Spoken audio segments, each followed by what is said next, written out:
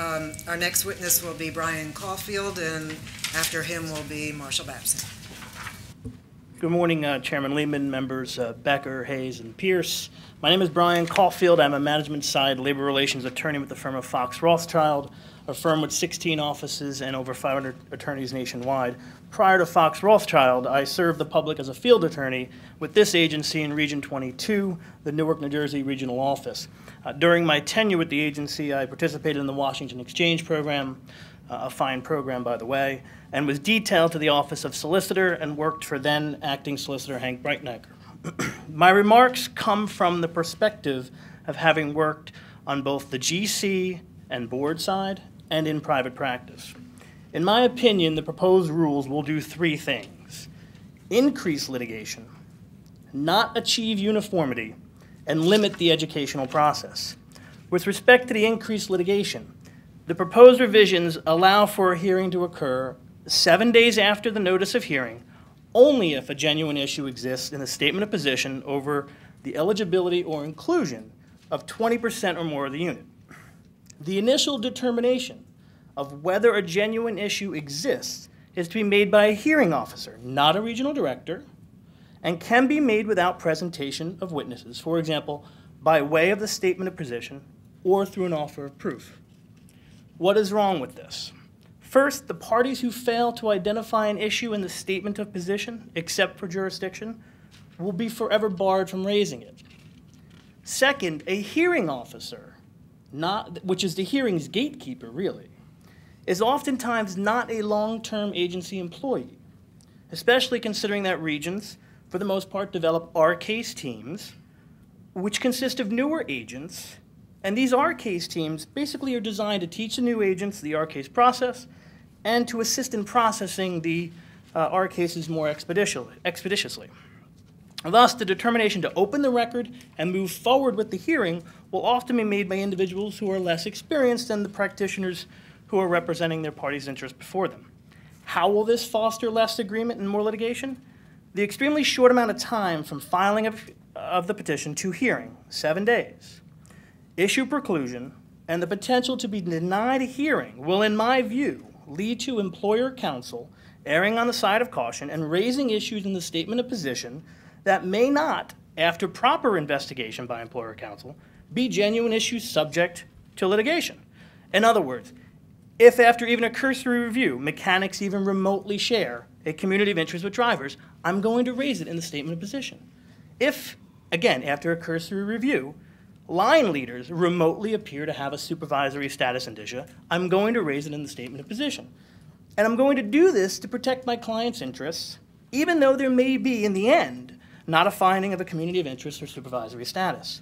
However, because I likely would not have had the time to fully investigate these issues, I would not sign a stipulated election agreement. Instead, I would err on the side of caution, raise the issues in the statement of position, and argue to the hearing officer that there is a genuine issue involving inclusion or eligibility of 20% or more of the proposed unit.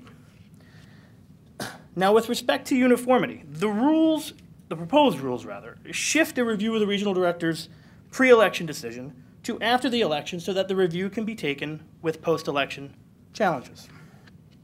The proposed rules further provide that the board has the discretion to deny pre- and post-election review, leaving the decision to the career regional directors. This process cuts against uniformity.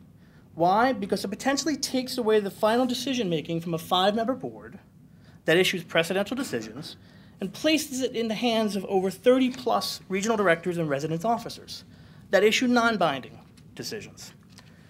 Furthermore, splitting the traditional decision and direction of election to two, the direction of election, and then the decision, which must issue by the time of the tally of ballots, may create an undue pressure for regional directors to rush their decision-making process. With respect to limiting the educational process, the issue of whether employees want to be represented by a union is joined with the filing of a petition. Before the filing, union representation is a non-issue for many employers. For weeks, possibly months before the filing of the petition, the union has promised employees, among other things, higher wages, better benefits, complete job protection from discipline and layoffs.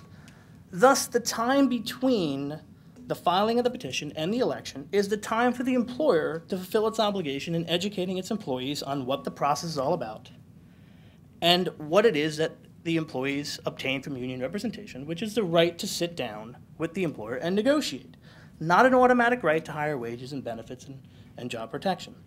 The educational process these days is not limited to traditional campaign methods of meetings and cute cartoon handouts. For the current electorate, is much more sophisticated than it was in the past.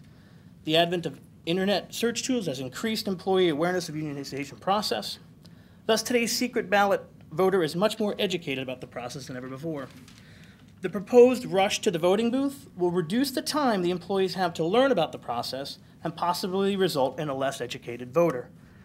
In sum, the board's proposed rules have the potential to increase litigation, create disparity across the regions, and limit the educational process. I respectfully urge the board to adequately balance the interests of the stakeholders to ensure that the current process suffers no detriment, and I thank you for your time today. Thank you very much for being here with us. My colleagues have any questions? Pierce. I just want to clarify one thing and see if it changes your view. The proposal does not provide for preclusion of eligibility issues in any way. That is, the proposal provides that eligibility issues, even if they're not raised in the statement of position or at the hearing, can be raised by a challenge. Does that change your view as to your concern about erring on the side of caution? It doesn't, and here's why. Because if it is left for the challenge procedure and a certification of representative issues, it typically issues with the unit that is proposed, and that those who are challenged are not within that unit when the certification of representative issues. So then you have to leave that to the bargaining process. And if you're entrenched in your positions, you're entrenched in your positions, that it's a permissive subject, the scope of the unit, and so you really don't, you may never come to a resolution on the inclusion of those challenged ballots, especially when they're not determinative. So I'd rather front-end it instead of back-ending it. A question about the uniformity issue. I guess one could make an analogy to the Supreme Court's discretionary jurisdiction. So the Supreme Court, likewise, across many statutes, has a role in ensuring uniformity, and yet its jurisdiction is discretionary in almost all instances. Do you see a difference here in terms of whether the board could still ensure uniformity even though its discretion, it would have discretion to not review post-election issues? I know that from practice, coming from a region where you thought you knew how that region ran, and you assumed that it was the same across every region. Again, coming from Region 22, believing that, okay, all regions act the same. And then getting into private practice and realizing that, well, Region 29 has a little bit different spin on it. Region 2 has a little bit different spin. Now I'm down in Region 4, a completely different spin or way to process a case.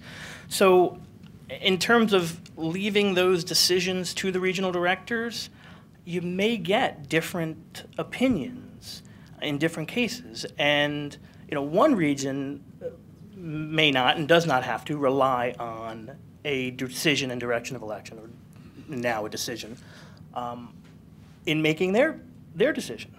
It's going to be completely up to them.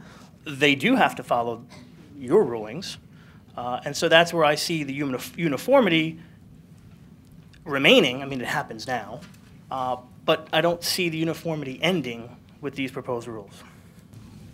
Just a quick question. Can you estimate what amount of time you need to do the investigation that you talked about? And I realize there can be differences depending on the size of the unit, but if you take into consideration I think the median size unit is about 24. Well, I'll give you just a quick example. I won't name the client's name, but we had an election 24-hour operation, about 33 employees. 24-hour operation took me nearly 2 days to develop the times for the election and the days, because you want to ensure that you have a sufficient amount of time for all the employees to get to the polls. So in just that situation, that took me nearly 2 days to gather all the schedules, go through them all, make sure that vacations were covered, and that people were actually at work so they have an opportunity to vote.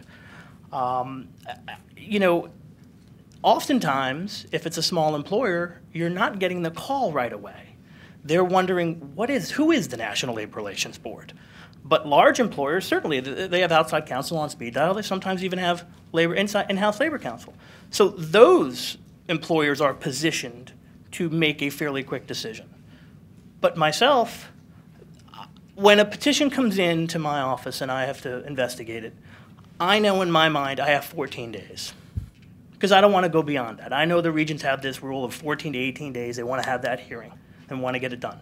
So I know I have 14 to 18 days to make a determination do we want to litigate or do we want to enter a stipulated election agreement? That has worked. We thank you for being here Thank and you. sharing your